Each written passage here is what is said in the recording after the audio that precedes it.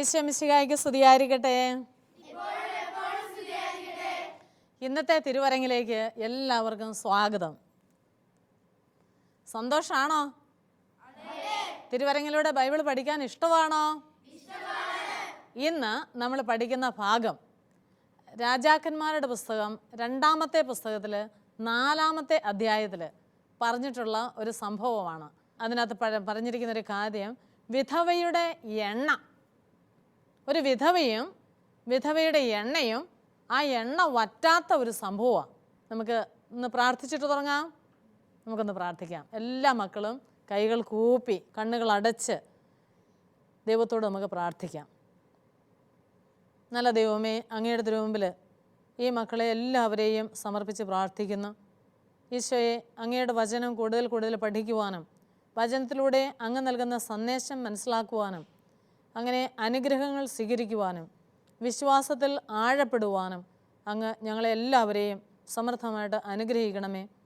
ഈശോയെ, അങ്ങയുടെ കൃപ ധാരാളമായിട്ട് ഒഴുകുവാൻ, വറ്റാത്ത കൃപകൾ സ്വീകരിക്കുവാൻ അങ്ങ് ഞങ്ങളെ എല്ലാവരെയും അനുഗ്രഹിക്കണമേ, അതിനെ പ്രാപ്തരാക്കണമേ എന്ന് അങ്ങയോട് ഞങ്ങൾ പ്രാർത്ഥിക്കുന്നു. പരിശുദ്ധ അമ്മേ, ഞങ്ങൾക്ക് വേണ്ടി നിരന്തരം തിരുക്കുമാരനോട് മാധ്യസ്ഥം വഹിക്കണമേ. നന്മ നിറഞ്ഞ മറിയമേ സുസ്തി, കർത്താവ് അങ്ങയുടെ കൂടെ, സ്ത്രീകളിൽ അങ്ങ് അനുഗ്രഹിക്കപ്പെട്ടവളാകുന്നു. അങ്ങയുടെ ഉദരത്തിൻ ഫലമായി ഈശോ അനുഗ്രഹിക്കപ്പെട്ടവനാകുന്നു.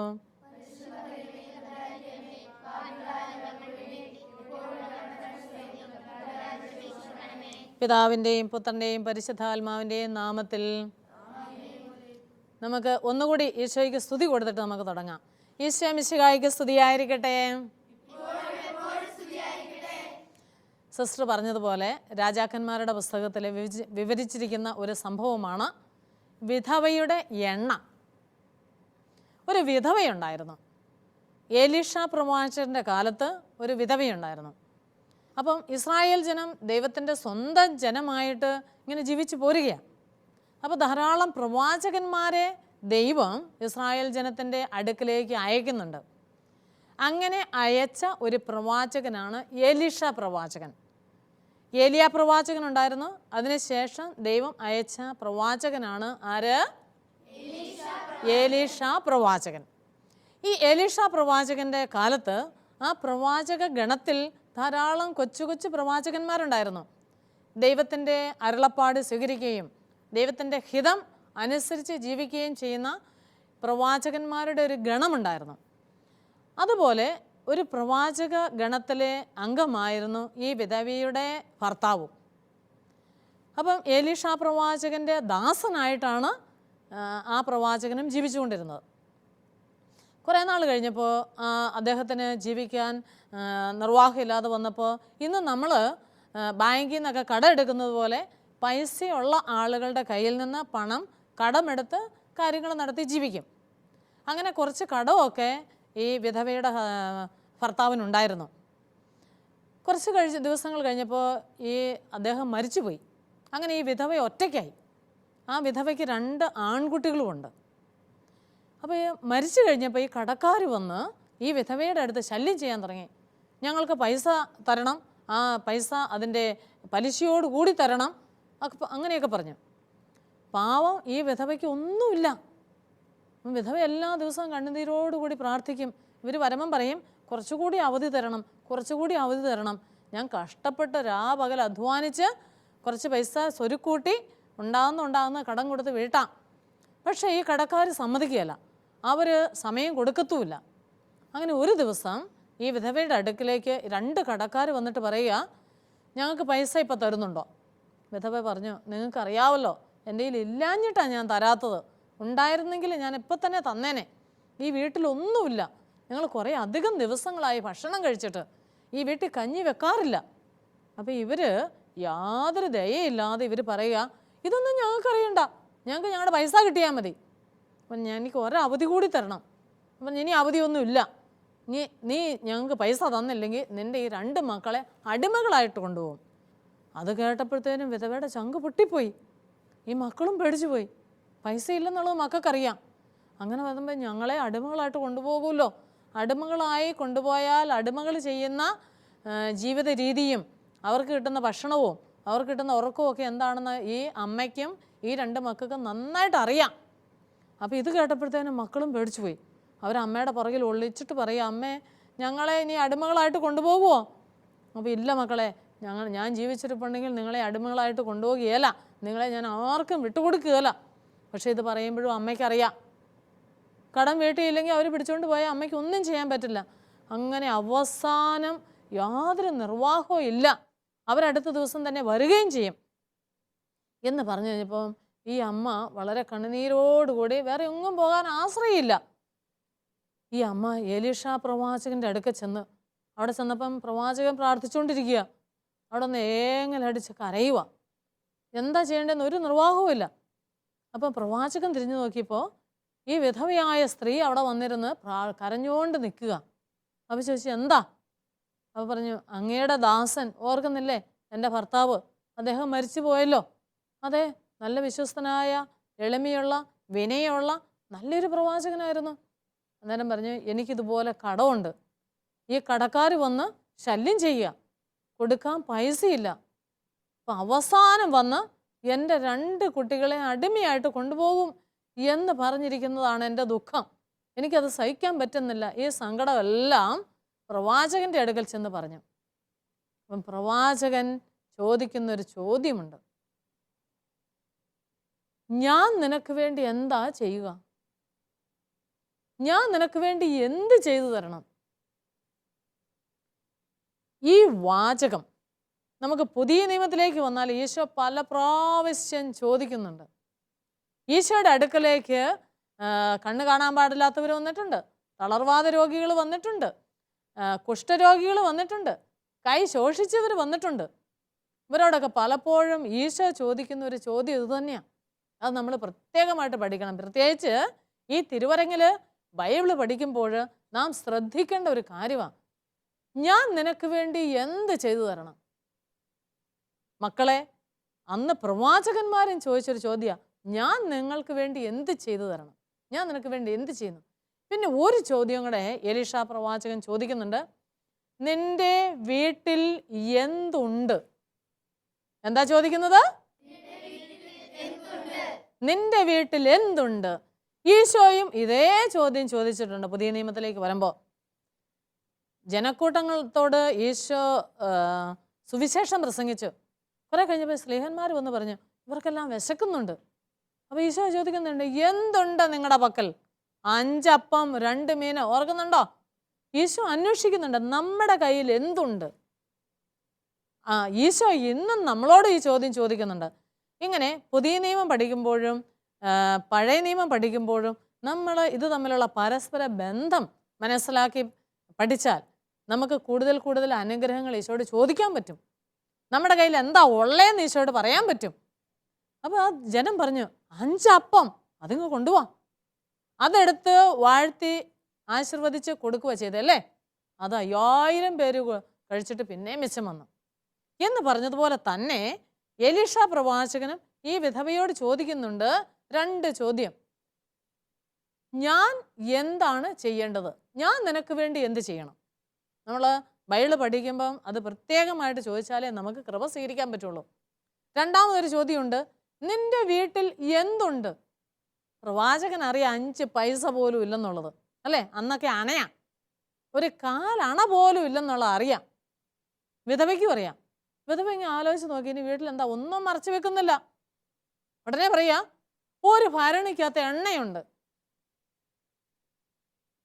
ആകെ ആ വീട്ടിലുള്ള ഒരു കാര്യമാണ് ഒരു ഭരണിയിൽ എണ്ണ. ആ എണ്ണ മാത്രമുള്ളതുകൊണ്ട് എണ്ണ കോരി കുടിക്കാൻ പറ്റുമോ? കുറച്ച് മാവില്ലെങ്കിൽ അപ്പം ചുടാൻ പറ്റുമോ? ഇല്ല. എന്തെങ്കിലും ഉണ്ടെങ്കിൽ വറക്കണമെങ്കിൽ സാധനം വേണ്ടേ? ഒന്നുമില്ല. അല്പം ഗോതമ്പുണ്ടെങ്കിൽ അത് വറുത്തെങ്കിലും കഴിക്കാം. ഒന്നുമില്ല. ആകെയുള്ളത് അല്പം എണ്ണ മിശമുണ്ട്. അവൾ ഒന്നും മറയ്ക്കാതെ പ്രവാചകനോട് പറയുകയാണ്, എൻ്റെ വീട്ടിൽ ആ ഭരണിയിൽ എണ്ണയുണ്ട്. പ്രവാചകൻ അത് മതിയെന്നേ. കണ്ടോ, ഉള്ളത് മുഴുവൻ ദൈവത്തിന് സമർപ്പിക്കുമ്പോൾ അത് ഇരട്ടിയാകുന്നു. പ്രവാചകൻ പറയുക, നീ ഒരു കാര്യം ചെയ്യണം, നീ വീട്ടിൽ ചെല്ലണം. എന്നിട്ട് നിന്റെ മക്കളോടൊക്കെ പറയണം, അയൽവക്കത്തുള്ള ഒഴിഞ്ഞ പാത്രങ്ങൾ, ഭരണികൾ, ഒഴിഞ്ഞത്, ആർക്കും വേണ്ടാത്തത്. നമ്മുടെ ഭാഷയിൽ ഇന്നാണേ പറയും ആക്രിക്കടയിൽ ഉപയോഗിക്കാവുന്നത്, ആർക്കും വേണ്ടാത്ത സാധനങ്ങൾ. ആ ഒഴിഞ്ഞ പാത്രവും കുപ്പിയും ഭരണിയും എല്ലാം ശേഖരിക്കാൻ പറയണം. എന്തുമാത്രം ശേഖരിക്കാവോ അത്രയും ശേഖരിക്കാൻ പറയണം. അതെന്തിനാവാ? എന്തായാലും പ്രവാചകനല്ലേ പറയുന്നത്, അവിടെ സംശയമൊന്നുമില്ല. ആ ശേഖരിക്കാം, എല്ലാം ശേഖരിക്കാം, എന്തുമാത്രം കിട്ടും അത്രയും ശേഖരിച്ചോളാൻ പറഞ്ഞു. അതിനുശേഷം നിന്റെ ഭരണിയിലെ എണ്ണ അതിനകത്തേക്ക് ഒഴിച്ചോളാൻ പറഞ്ഞു. അവള് പ്രവാചകനോട് പറഞ്ഞു, ശരി അങ്ങനെ ചെയ്യാം. അവൾക്കൊന്നും അറിയത്തില്ല എന്താ സംഭവിക്കുന്നതെന്നൊന്നും. അവൾ വീട്ടിൽ വന്നു, 2 മക്കളെയും വിളിച്ചു. മക്കളെ, നമുക്ക് നാട്ടിലും അയൽവക്കത്തും നമ്മുടെ വീട്ടിലുമുള്ള ഒഴിഞ്ഞ പാത്രങ്ങൾ, ഒഴിഞ്ഞ ഭരണികൾ, ഒഴിഞ്ഞ കുപ്പികൾ എല്ലാം ശേഖരിക്കാം. അവരിഷ്ടംപോലെ ശേഖരിച്ചു, വീട് നിറയോളം ശേഖരിച്ചു കഴിഞ്ഞാൽ അവർ പറഞ്ഞു, പോയി വാതിലടയ്ക്ക്, നമുക്ക് പ്രവാചകൻ പറഞ്ഞതുപോലെ ചെയ്യാം. ഇനി ആരും വാതിലടച്ച്, കണ്ടോ, കടച്ച് പ്രാർത്ഥിക്കാനാണ് പറഞ്ഞിരിക്കുന്നത് അല്ലേ? അപ്പം പ്രവാചകൻ പറഞ്ഞ ഒരു കാര്യം നമ്മൾ വളരെ ശ്രദ്ധയോടുകൂടി, വളരെ ഏകാഗ്രതയോടുകൂടി, മറ്റൊരു ശല്യവും ഉണ്ടാകാതെ നമ്മൾ ചെയ്യാൻ പോവുക. അന്നേരം കടക്കാരെ പോലും മറന്നുപോയി. ഇനി കടക്കാർ വന്നാൽ പോലും എൻ്റെ വീട്ടിലേക്ക് ഇപ്പോൾ പ്രവേശനം ഇല്ല, കടച്ചു. ഈശോ പറഞ്ഞിട്ടില്ലേ, നിങ്ങൾ വീട്ടിൽ കയറി കടച്ച് സ്വർഗസ്നായ പിതാവിനോട് പ്രാർത്ഥിക്കുക.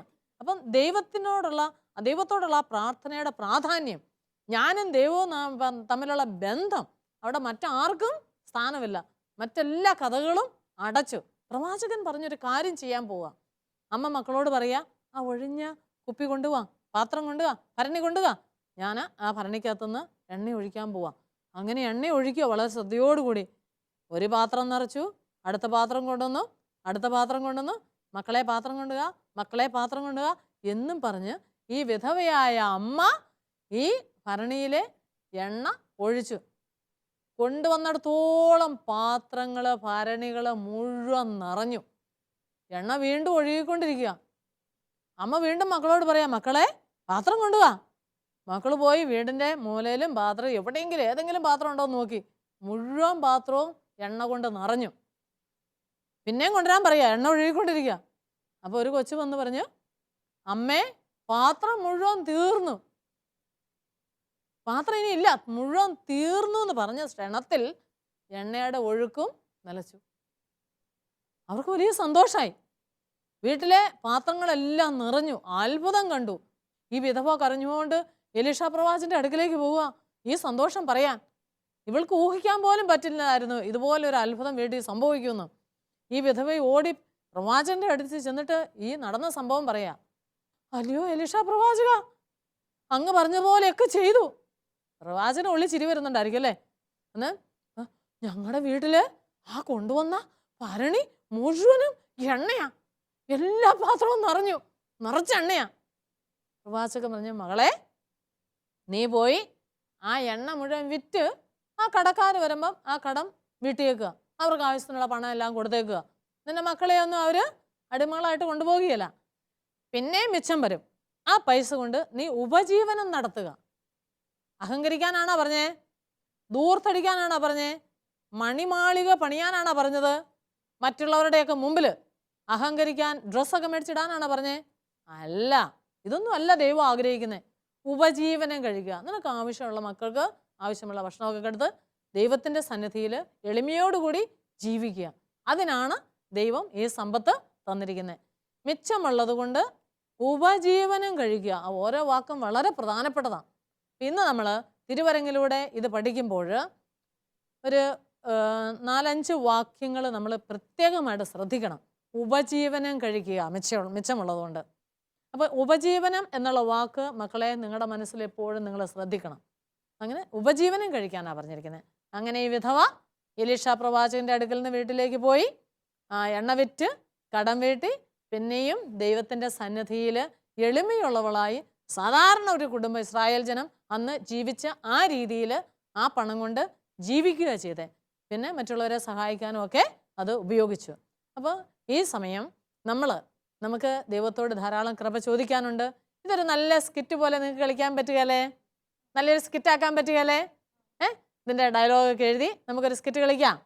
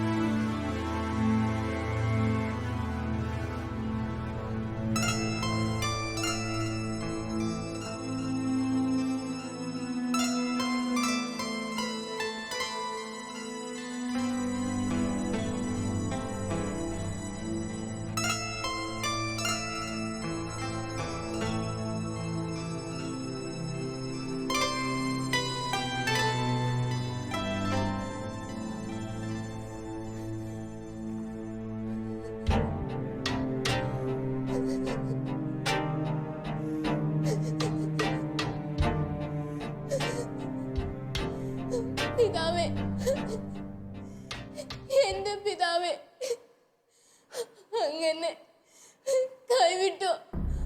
അങ്ങന്റെ ഭർത്താവിനെ എടുത്തു. എന്റെ മക്കൾക്ക് വയർ നിറച്ച് ഭക്ഷണം നൽകാൻ പോലും എനിക്ക് സാധിക്കുന്നില്ല.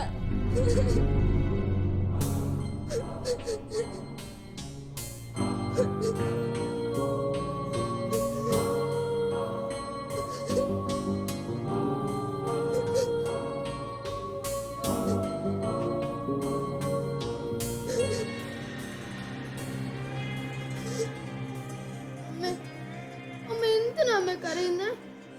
അമ്മയ്ക്ക് വിശക്കുന്നുണ്ടോ അമ്മേ? ഇല്ല മക്കളെ, അമ്മയ്ക്ക് വിശക്കുന്നില്ല. നിങ്ങളുടെ വിശപ്പടക്കാൻ ഈ അമ്മയ്ക്ക് സാധിക്കുന്നില്ലല്ലോ എന്നോർത്താണ് അമ്മ കരയുന്നത്.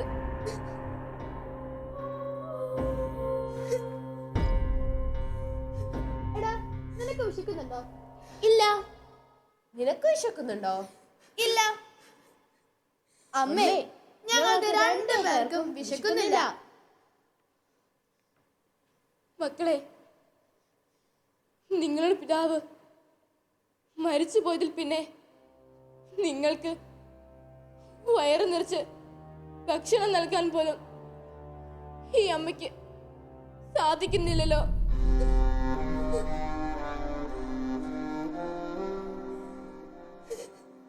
അല്ലയോ സ്ത്രീയെ, നിന്റെ ഭർത്താവ് ഞങ്ങളോട് വാങ്ങിയ പണം ഞങ്ങൾക്ക് തിരിച്ചു കിട്ടണം. എനിക്ക് കുറച്ചുകൂടി സാവകാശം തരണം. ഞാൻ എല്ലാം തന്നു വെട്ടിക്കളാം. എത്ര നാളായി ഇത് തന്നെ പറയുന്നു. ഇനിയും സാവകാശം തരുവാൻ സാധ്യമല്ല. ഞങ്ങൾ നടന്നു നടന്നു പടുത്തു. ഇന്ന് തന്നെ ഞങ്ങൾക്ക് പണം കിട്ടണം. അരുത്, അങ്ങനെ പറയരുത്.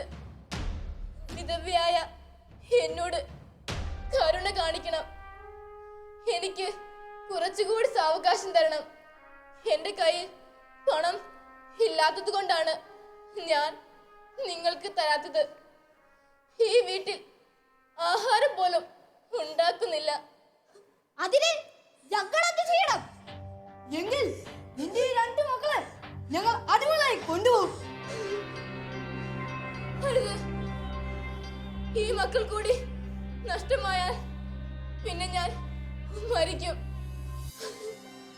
ഒരു അവധി കൂടി തരാൻ കരുണ കാണിക്കണം. ഇനിയും അവധി? എത്ര നാളായി ഞങ്ങൾ ക്ഷമിക്കുന്നു.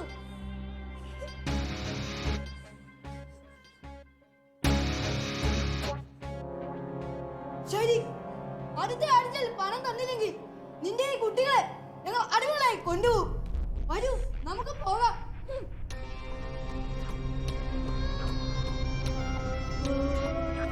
അമ്മ, അടുത്ത ആഴ്ചയിൽ അവർ ഞങ്ങളെ പേടിച്ചുകൊണ്ട് പോകുമോ? അമ്മേ, എനിക്ക് പേടിയാവുന്നു. അവർ ഞങ്ങളെ പിടിച്ചുകൊണ്ട് പോയാൽ എങ്ങനെ ഞങ്ങൾ അമ്മയെ കാണും? ഇല്ല മക്കളെ, നിങ്ങളെ ആരും പിടിച്ചോണ്ട് പോവുകയില്ല. നിങ്ങളെ ഞാൻ ആർക്കും വിട്ടുകൊടുക്കുകയില്ല.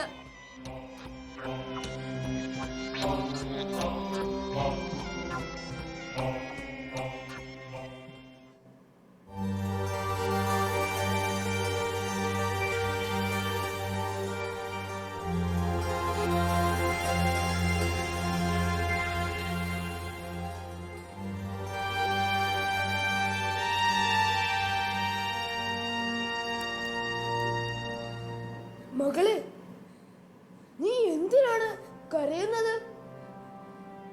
എലീശ പ്രവാചക, അങ്ങയുടെ ദാസനായ എന്റെ ഭർത്താവ് മരിച്ചിരിക്കുന്നു. അവൻ കർത്താവിന്റെ ഭക്തനായിരുന്നുവെന്ന് അങ്ങേക്കറിയാമല്ലോ. അറിയാം. അവൻ ദൈവഭക്തനും സത്യസന്ധനുമായിരുന്നല്ലോ. അങ്ങയുടെ ദാസി ഇന്ന് ഏറെ ദുരിതത്തിലാണ്. എന്റെ ഭർത്താവിന് കടം കൊടുത്തവർ ഇന്ന് എന്റെ മക്കളെ അടിമകളാക്കി പിടിച്ചുകൊണ്ടു പോകാൻ വന്നിരിക്കുന്നു. ഒരാഴ്ചക്കകം പണം കൊടുത്തില്ലെങ്കിൽ അവർ എന്റെ മക്കളെ അടിമകളാക്കി പിടിച്ചോണ്ട് പോകും. ഞാൻ നിനക്ക് വേണ്ടി എന്താണ് ചെയ്യേണ്ടത്? അവർ എന്റെ മക്കളെ അടിമകളാക്കി പിടിച്ചോണ്ട് പോയാൽ? വിഷമിക്കാതിരിക്കൂ, പറയൂ, നിന്റെ വീട്ടിൽ എന്തുണ്ട്? ഈ ദാസിയുടെ വീട്ടിൽ ഒരു ഭരണി എണ്ണയല്ലാതെ മറ്റൊന്നുമില്ല. നീ ചെന്ന് അയൽക്കാരിൽ നിന്ന് ഒഴിഞ്ഞ പാത്രങ്ങൾ ധാരാളം ശേഖരിക്കുക. പിന്നെ നീയും നിന്റെ പുത്രന്മാരും വീടിന് അകത്ത് കടന്ന് പാത്രങ്ങളിൽ എണ്ണ പകരുക. നിറയുന്നത് മാറ്റിവെക്കുക.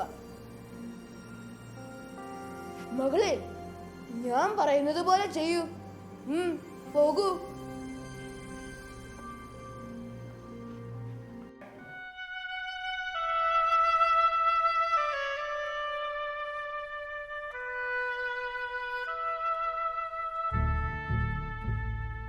അമ്മേ, ഒത്തിരി കുപ്പികളും ഭരണികളും പാത്രങ്ങളും കിട്ടി. അമ്മേ, ഇത് നിറയെ പാത്രങ്ങളാ. അമ്മേ, നമ്മുടെ വീട് നിറയെ പാത്രങ്ങളായി. ധാരാളം ഭരണികളും പാത്രങ്ങളും എല്ലാം ഉണ്ട്.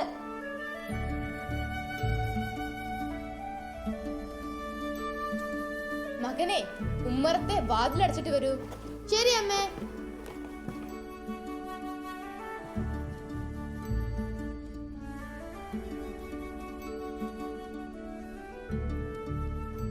വാതിലടച്ചമ്മേ.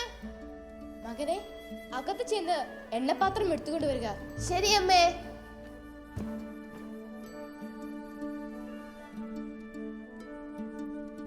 അമ്മേ, ഇതാ എണ്ണപ്പാത്രം.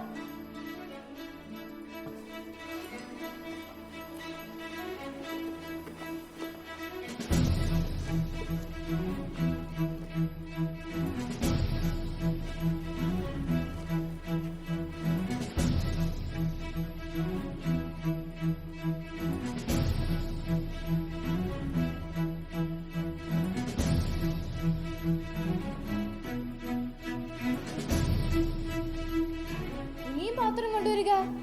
അമ്മേ, എല്ലാ പാത്രങ്ങളിലും എണ്ണ നിറഞ്ഞു. അമ്മേ, ഇനി പാത്രമില്ല.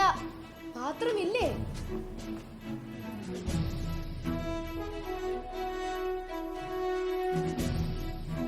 മകനെ, കർത്താവിന്റെ അത്ഭുതം കണ്ടില്ലേ? ഇനി പാത്രമില്ലെന്ന് പറഞ്ഞപ്പോൾ എണ്ണയുടെ ഒഴുക്ക് നിലച്ചല്ലോ. കർത്താവിന്റെ വലിയ കാരുണ്യം അത്ഭുതകരമായിരിക്കുന്നു.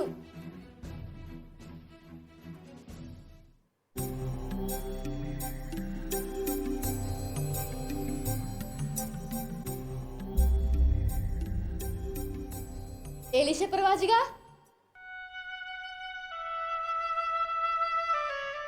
അങ്ങ് പറഞ്ഞ പ്രകാരം ഈ ദാസി പ്രവർത്തിച്ചു.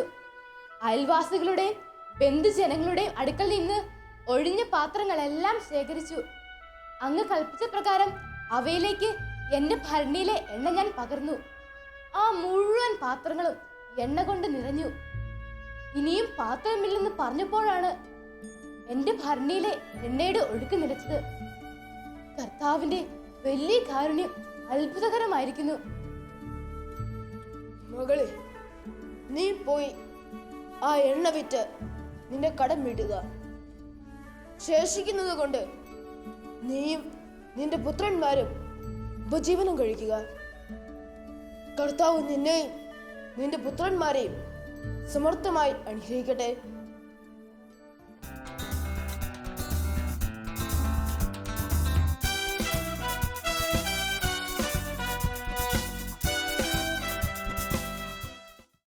എല്ലാവർക്കും സ്കിറ്റ് ഇഷ്ടമായോ? വറ്റാത്ത എണ്ണ കൊടുത്താൽ നമ്മുടെ വീട്ടിൽ നിന്ന് എന്താണോ കുറവുള്ളത് അത് വറ്റാത്തതുപോലെ നമുക്ക് തരാൻ കഴിവുള്ള ഒരു ദൈവമുണ്ട്. അതുകൊണ്ടാണ് ഈശോ പറഞ്ഞത്, ചോദിക്കുവിൻ നിങ്ങൾക്ക് ലഭിക്കും, അന്വേഷിക്കുവിൻ കണ്ടെത്തും, മുട്ടുവിൻ തുറക്കപ്പെടും. അപ്പോൾ ഇന്ന് നമുക്കൊരു കൃപയ്ക്ക് വേണ്ടി ചോദിക്കാം. എൻ്റെ ഈശോയെ, ആ വിധവയുടെ എണ്ണ വറ്റാത്ത എണ്ണ പോലെ ഒരു വറ്റാത്ത കൃപ ഈശോയെ എനിക്ക് തരണേ എന്ന് ചോദിച്ചാൽ ഈശോ തരും. കാരണം എന്നാ? ഈശോയുടെ വചനം എടുത്തു വെച്ചാൽ നമ്മൾ പ്രാർത്ഥിക്കുന്നല്ലേ. ഈശോ പറഞ്ഞിട്ടുണ്ട്, ഞാൻ വാഗ്ദാനങ്ങളിൽ വിശ്വസ്തനാ. ഈശോ വാക്ക് മാറുകയല്ല. ഒരാളെ വാക്ക് മാറാതെ ഉള്ളൂ. അതാരാ? ഈശോ. അപ്പൊ ഈശോ വാക്ക് മാറുകയല്ല. അതുകൊണ്ട് നമുക്ക് ഈശോയുടെ വചനം പറഞ്ഞ് നമുക്ക് പ്രാർത്ഥിക്കണം. വറ്റാത്ത എണ്ണ പോലെ, വിധവയുടെ വറ്റാത്ത എണ്ണ പോലെ ഈശോയെ അങ്ങയുടെ കൃപയും അങ്ങയുടെ അനുഗ്രഹവും എന്നിലേക്ക്, എൻ്റെ കുടുംബത്തിലേക്ക്, എൻ്റെ പപ്പായിലേക്ക്, എൻ്റെ മമ്മിയിലേക്ക്, എൻ്റെ രോഗമായിട്ട് കിടക്കുന്ന എൻ്റെ ആൻറ്റിയിലേക്ക് വറ്റാത്ത എണ്ണ പോലെ കൃപ വർഷിക്കണമേ എന്ന് പ്രാർത്ഥിക്കണം. അങ്ങനെ പ്രാർത്ഥിക്കാൻ പറ്റുമോ? വറ്റാത്ത എണ്ണ പോലെ കൃപ വർഷിച്ച ഈശോയെ, ചോദിക്കുവിൻ ലഭിക്കുമെന്ന് പറഞ്ഞ ഈശോയെ, ഞാൻ നിന്റെ മുമ്പിൽ ഒന്ന് ചോദിക്കുക, എനിക്ക് തരണം. ഇങ്ങനെ വാശിയോടുകൂടി പ്രാർത്ഥിക്കണം. അങ്ങനെ പ്രാർത്ഥിക്കാൻ പറ്റുമല്ലേ? നമുക്ക് ഇന്ന് നമുക്ക് ഈ കൃപയ്ക്ക് വേണ്ടി വറ്റാത്ത കൃപ. എന്താണ് വേണ്ടത്? നമ്മുടെ കുടുംബങ്ങളിൽ നിങ്ങൾ പ്രാർത്ഥിച്ചാൽ മതി. അച്ഛനും അമ്മയും നിങ്ങളുടെ സഹോദരങ്ങൾ ആരും പ്രാർത്ഥിച്ചില്ലെങ്കിലും വറ്റാത്ത കൃപ എൻ്റെ വീട്ടിലേക്ക് ഒഴുക്കണമേ എന്ന് പറഞ്ഞ് പ്രാർത്ഥിച്ചു. നമുക്ക് ധാരാളം കിട്ടിയിരിക്കും. നമുക്കൊന്ന് പ്രാർത്ഥിക്കാം. നമുക്ക് കണ്ണുകളടച്ച് പ്രാർത്ഥിക്കാം. ചോദിക്കുവിൻ ലഭിക്കും, അന്വേഷിക്കുവിൻ കണ്ടെത്തും, മുട്ടുവിൻ തുറക്കപ്പെടും എന്നരുളി ചെയ്തിട്ടുള്ള ഈശോയെ, വിധവയുടെ വറ്റാത്ത എണ്ണ പോലെ ധാരാളം കൃപകൾ, വറ്റാത്ത കൃപകൾ ഒഴുക്കി ഈ മക്കളെ എല്ലാവരെയും അങ്ങ് സമർത്ഥമായിട്ട് അനുഗ്രഹിക്കണമേ. ഇവർക്കും ഇവരുടെ വീട്ടിലും ഇവരുടെ നിയോഗത്തിലും ആർക്കൊക്കെ എന്തൊക്കെ ആവശ്യമുണ്ടോ ഈശോയെ, അങ്ങയോട് ഞങ്ങൾ അവകാശത്തോടെ, മക്കൾക്കടുത്ത അവകാശത്തോടെ ചോദിക്കുകയാണ്. അങ്ങ് പറഞ്ഞതുപോലെ തന്നെ ഞങ്ങൾ ചോദിക്കുകയാണ്, ഞങ്ങൾ അന്വേഷിക്കുകയാണ്, അങ്ങയുടെ സന്നിധിയിൽ ഞങ്ങൾ മുട്ടുകയാണ്, അങ്ങയോട് ഞങ്ങൾ ചോദിക്കുകയാണ്. ഈശോയെ, ഞങ്ങൾക്ക് ധാരാളം കൃപ നൽകണമേ. പറ്റാത്ത കൃപയൊഴുകി അങ്ങ് ഞങ്ങളെ ഓരോരുത്തരെയും സമർത്ഥമായിട്ട് അനുഗ്രഹിക്കണമേ. പരിശുദ്ധ അമ്മേ മാതാവേ, ആ തിരുക്കുമാരൻ്റെ തിരുച്ചോരയാൽ ഞങ്ങളെ എല്ലാവരെയും സമർത്ഥമായിട്ട് അനുഗ്രഹിച്ച് അങ്ങേക്ക് ഇഷ്ടപ്പെട്ട മക്കളായി ജീവിക്കുവാൻ വേണ്ട കൃപ നൽകണമേ എന്ന് ഞങ്ങൾ പ്രാർത്ഥിക്കുന്നു. നിത്യം പിതാവും പുത്രനും പരിശുദ്ധാത്മാവുമായ സർവേശ്വരാ, ആമേൻ. ഈശോ മിശിഹായ്ക്ക് സ്തുതിയായിരിക്കട്ടെ.